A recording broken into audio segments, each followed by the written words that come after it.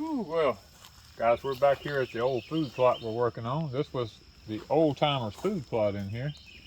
I've started doing a little clearing around the edges. I got to get the grapple in here and get all that stuff. I'm moving it over to a big old hole over here, and I gradually take up time and knock up a few along like this along the edges, and I take the grapple and move them over there. But look at how the grass is coming back in this old food plot. This thing was at one time like knee deep in bahia grass down in here, and after all these years the bahia grass is starting to come back now that I've opened it, exposed it up to where the sun can get in here. You got to bush hog down some. There's some old popcorn trees coming up and stuff, but we left the persimmon trees right here because we know the animals like persimmons. There's a few pecan trees scattered around in it I found. We're leaving them. A pine tree in the middle. Yeah, there's a pine out there and all, but it's going to take me a little time because I took the other day and kind of started making my way around the wood line, headed toward the back of the food plot way back in yonder.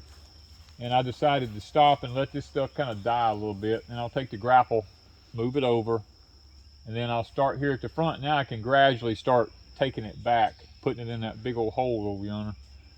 And maybe by wintertime have grass everywhere. Maybe by this fall, maybe I'll have this where we can do something with it. This summer, I'd love to get it cleaned up, even if I have to bring a dozer in here to do it.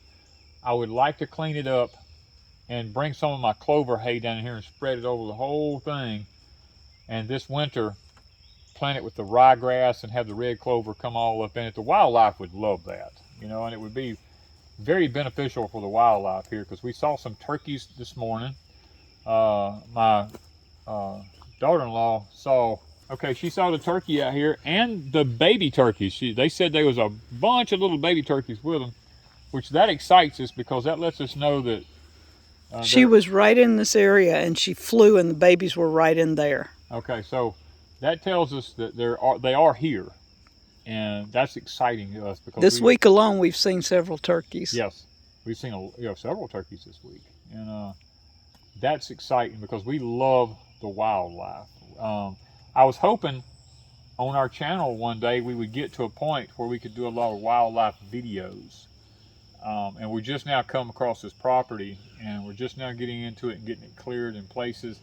Hopefully, we're going to be able to get some shoot houses set up in here. And we're not shooting them, we're just going to film them. We're going to film them. We call them shoot houses because that's the way they sell them. But but Wanda and I can get up in them where they don't know we're there, and we can actually get some good video footage is what we're hoping for. So if we can get this done this and then summer, trail cams. We already have the trail cams. We have a lot of trail cam footage, and I guess I could be using some of that if I wanted to. I want to set some up here once we get it where we can. Yeah. I'm a total agreement with that because we've got a running stream over here, we've got a running stream over yonder, and they come back in here and they converge together in the back in yonder. And this is like an island in between the two of them here. And the elderly gentleman that had this, actually there's an old pickup truck sitting in the woods right over here that he hunted out of. Yeah, that's the old truck that we found. This has been a food plot, and he has shot many a deer here over the years before he passed away. And he had this fenced at one time. He had it fenced off because he had cattle on his property and he didn't want the cattle coming in here.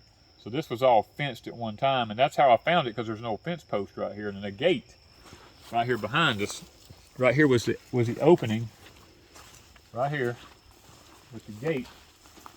And there was the corner that he had here. And this was the entrance into it right here. The fence, matter of fact, the fence is still right here. There. The old barbed wire fences is all still in there. The old fence posts are still. This was the fence line right through here. And this was the road going up the hill here, coming down in here.